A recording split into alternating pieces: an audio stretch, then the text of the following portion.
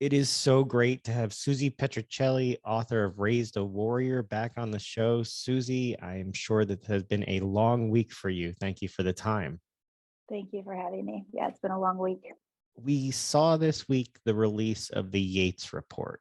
Can you tell our listeners who haven't followed along what the Yates report is and why it's so important to women's sports and women's soccer? Sure. So, and I'm obviously, everyone should try to read it. It's a little bit long, but what you're going to hear about it in the press, as we were just saying, it's only scratching the surface of what really is in the report. But to give you guys a summary, basically, there's been a lot of abuse going on in women's soccer. This report is focused on the abuse that was going on in the NWSL. Which is the third women's pro league that we've had in the United States. It's the current women's pro league, women's soccer league that we have. And it talks specifically, it's a report that it came about because of two major articles that happened last year, one from the Washington Post with Molly Hensley Clancy, and one at The Athletic by Meg Linehan. And they were bombshell articles about the abuse that was going on, that was being ignored by the league and U.S. Soccer. So this report was commissioned by U.S. Soccer. They hired Sally Yates and her law firm. Sally Yates, a former deputy attorney, United States attorney, it took her a year. Her report that came out on Monday focuses on three coaches specifically. There will be another report coming out that's from the NWSL and the NWSL Players Association itself by the end of the year, I think. And I think that one will be more broad because 5 out of the 10 coaches in the NWSL were fired last year. So this report, the Yates report, focuses on 3 of those coaches: Paul Riley, Rory Dames, and Christy Hawley. And I guess the first question, I've read the report, and we've talked to you before about some of these issues and how important it is for these issues to come out and this stuff to be corrected. But I guess the big question is, when you read this report, and kind of just wanted to get your sense because of the way that you've talked to these players and your experiences, is how did this happen? How for so long did the NWSL and U.S. Soccer allow these actions to continue to take place? They definitely should have done more. I mean, it's very complicated what happened and why it was allowed to go on so long. I mean, it's really rooted in youth sports, to be honest, right? It's rooted in the abuse that sexual harassment of women in society. It's rooted in the way a female athlete is portrayed in the media, and male athletes are portrayed in the media, right? When Alex Morgan was on the cover of Sports Illustrated, she was in a bikini. When David Beckham is on the cover of Sports Illustrated, he's in his uniform. So sexual harassment of female athletes is normal in our society to some extent. And verbal and online abuse of female athletes is also, I won't say normal, I'll say very common. So those two things combined lead to a place where people are, in a lot of instances, tone deaf to these things. And I think these players have been reporting things, and they're, first of all, the other side of this is that the league, the NWSL, was a startup, right? It was a startup. It was at the beginning they had 3 employees, and they were basically using space, borrowing office space from U.S. Soccer. And so they, any startup is going to struggle to have infrastructure in place. They're going to struggle to have, they're going to have instances where people are putting, normal business practices and the things that most companies, most larger companies would have, they would, they don't have those in place yet, right? So, but so for instance, when the anti-harassment policy was, people realized that there was no anti-harassment policy, right? Then there wasn't any action. I mean, it was discussed in a couple of board meetings, they talked about it, they found one and they looked at it, but they never put it into place until 2020, 2021, until last year, after the reports started coming out, after what was going on in Utah with Delroy Hansen and I think his name was Craig Harrington there. So then they put the anti-harassment policy in place, and then that's when the ball started rolling. Then once that harassment policy was in place, then they started to take action, but never enough action. It was really never enough action. The report makes clear that NWSL is basically the end of the abuse. I mean, there was a line in there: from youth soccer up, sexist or demeaning statements have been written off as tough coaching. What has to change the perspective of what tough coaching and effective good coaching is, and when it crosses the line and becomes abuse? So I think that there's two discussions here. I think tough coaching and like verbally abusive coaching is one discussion that we definitely need to tackle. That is super concerning in youth sports culture in the United States. My kids are going through it. We've all been there. And hopefully this will have a ripple effect, and it will spark those conversations in that arena as well, because that definitely needs to be looked at, and also the abuse of referees, right? But the things in this report and these allegations are so much more disturbing and destructive and harmful. They're, so there's, it's a lot. It's grooming, it's sexual coercion, it's these really, really, really harmful things that were happening to these girls. And those are the things that, and it was the culture of silence around it too, and the power structure within within soccer in the United States, where these coaches were somewhat invincible. I mean, a lot of people knew what was going on, and it was never, as you guys were saying, how is it allowed to continue? The report refers to that. It says abusive coaches move from team to team, laundered by press releases thanking them for their service and positive references from teams that minimized or even concealed misconduct. Many of these people went on to get other jobs because people were silent. Can you speak to the long-term damage that was done by the ability to continue taking these actions because people didn't speak up earlier on? Yeah, I mean, one example, I don't know if this answers your question, but as you're talking, one example comes to mind as I was reading the report. So Mana Shim, one of the primary women who came forward, when she was trying to please Paul Riley, and she was trying not to upset him because she wanted to stay in league and she wanted to keep playing. It got to the point where he clearly was going to try to force her to have am I allowed to say? Yeah. Okay. It got to the point where he was trying to force her to have sex with him, and she left the room and said no. And she was traded to a team. She was put on loan to a team in Japan. Whereas when he was finally fired, he got a job at the New York Flash, the Western New York Flash, weeks later. So, she's like, think about it from her perspective, right? She comes forward and says, this coach has been not only inappropriate with me and verbally abusive with me and all those things, but on top of that, like he's sexually harassing me and trying to sexually coerce me. And then I get sent to Japan to play, and he gets another job, right? And you're right. He was getting recommendations from the administration at the Thorns. It was, it's hard to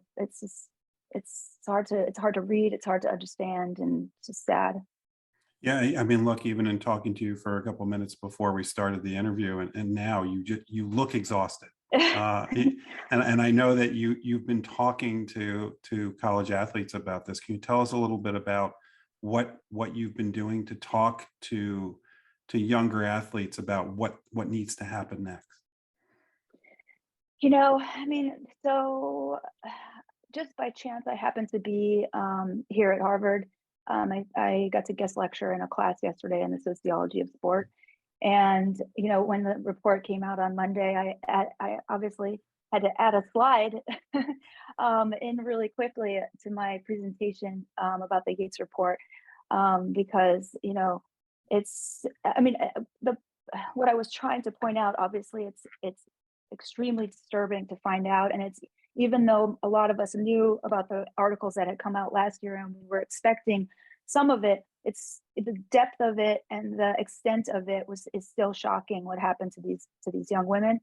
But the thing that does give me hope is that, you know, the power dynamic, it has shifted, right?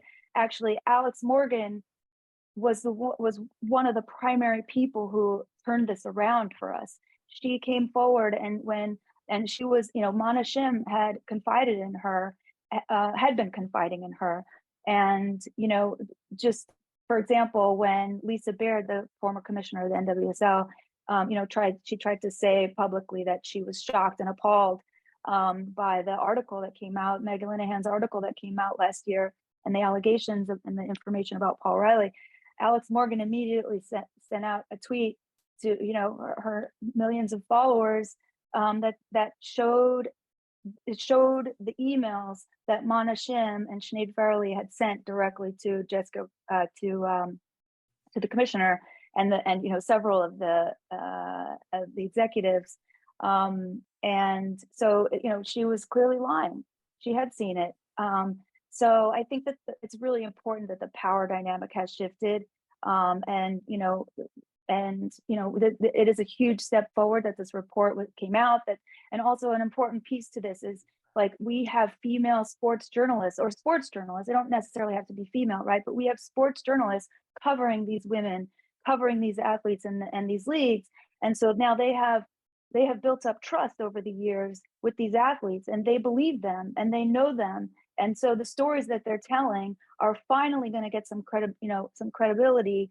The player stories, I'm saying, and then these, you know, we had to get to the point where we had a women's league, and then we had, you know, sports journalists covering those leagues to get to the point where we could overpower this sort of status quo that was keeping all of this in place, right? It was keeping all of this silence and keeping it all, you know, keeping the cover up going and keep protecting these guys.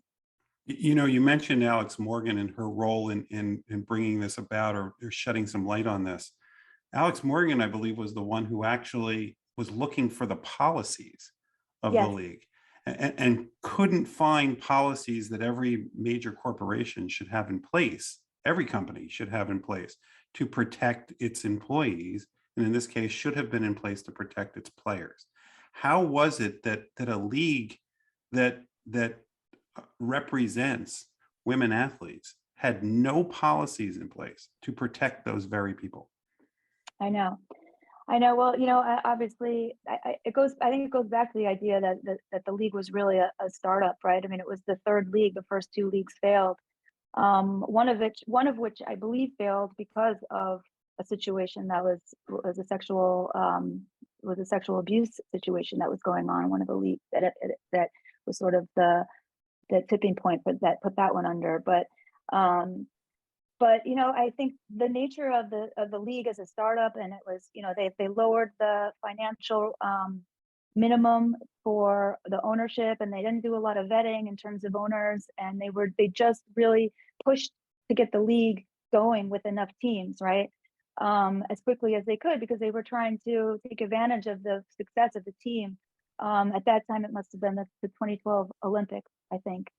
So you know, the women win the Olympics, and they try to take advantage of that momentum. So they want to get the league started really quickly, which, you know, everyone wanted the league to restart, right? We were all hoping, like, particularly the players, right? They're like, what are we going to do? Like, you know, we're going to now all of a sudden there's no league for us to play in.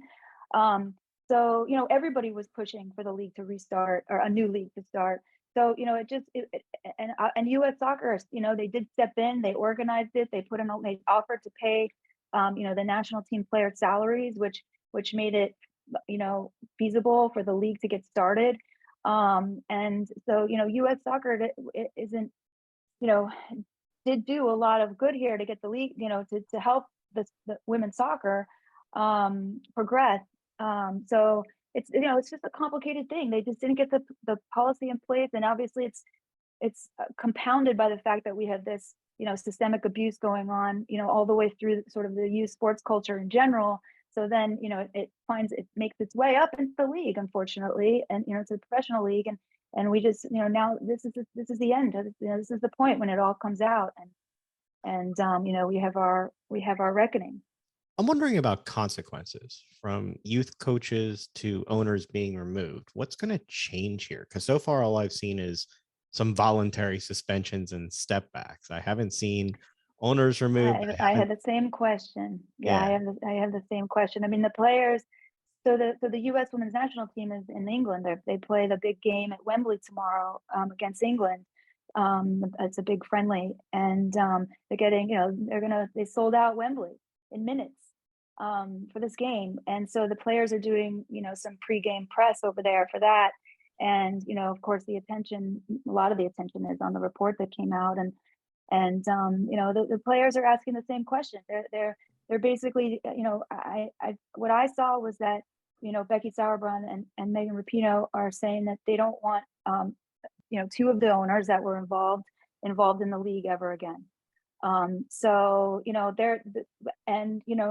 like, for instance, I just heard Grant Wall on his audio piece that he put out today, and he said very clearly, I support the players. Whatever they think is the right thing to do, I support them. So, I think, it'll be interesting. Like, I haven't seen any kind of, I don't know the legalities of it. And I think there was that gray area, right? And there was also this jurisdiction issue between US Soccer, NWSL, and the Safe Sport organization that was started up after the USA Gymnastics abuse came out, right? So there was like this jurisdictional thing also. So that needs to be clarified, obviously, and rectified. And they're gonna, and the NWSL though is still doing their report now. That'll be coming out in I think they said by the end of the year. And I think that will be another, like, they're gonna have a set of recommendations. This report had a set of recommendations. So I'm sure they'll work together to put a set of recommendations together to follow going forward. This report focuses a lot on the NWSL and US Soccer, but this all starts at a much lower level, at a Yes. level with youth sports that, we all have kids and have gone through this kind of competitive issue, and the level of competition and the pressure that is put on kids to succeed and just listen to coaches. What do we do, or what do you suggest that we do to make sure that all of our kids are safe and do speak up when something like this happens? That is a very good question.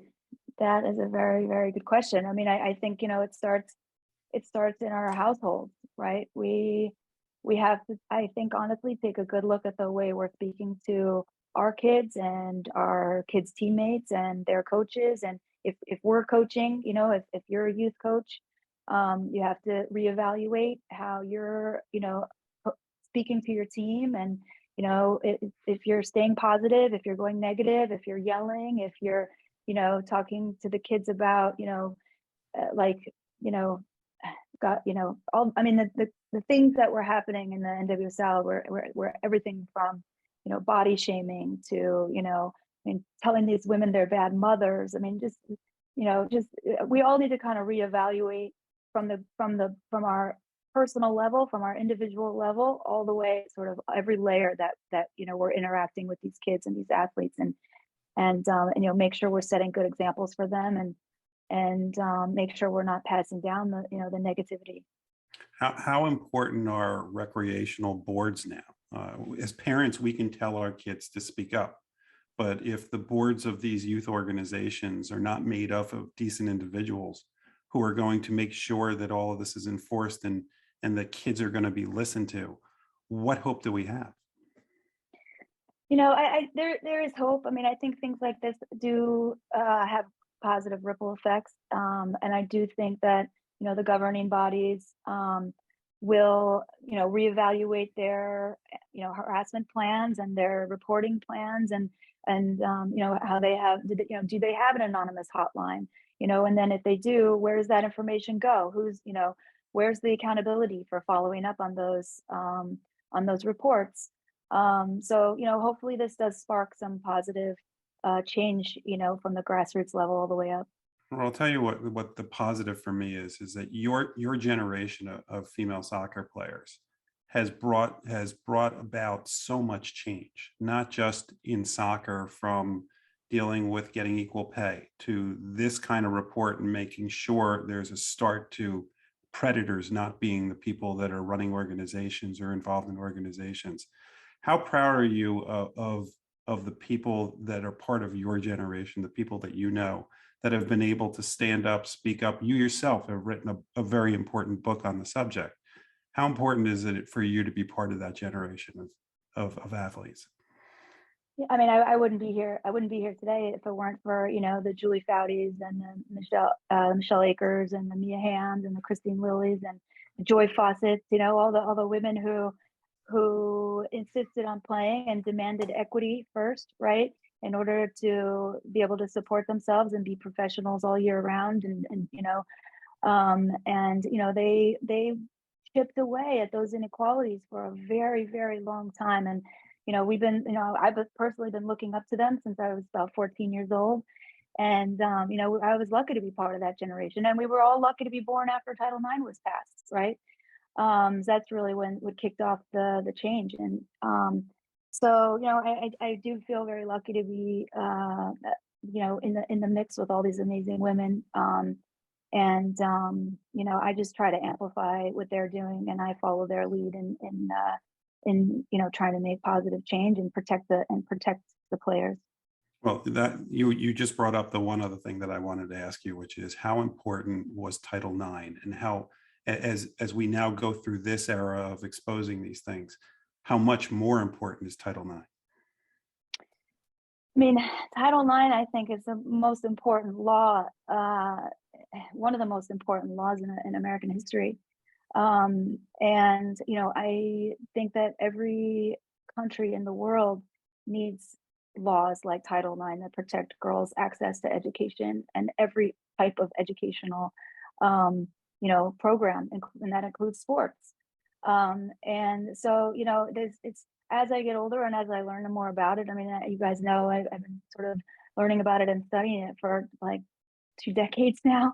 I'm still learning about it, and I'm still learning, the important thing now is to, try to protect Title IX and to try to grow it outside the United States. Well, we will keep turning to you for information when these issues come up. Thank you for what you keep doing out there. Susie Petruccelli, author of Raised a Warrior. Thanks for always giving us some time to walk through these tough issues. Yeah, thank you guys. Thanks for having me.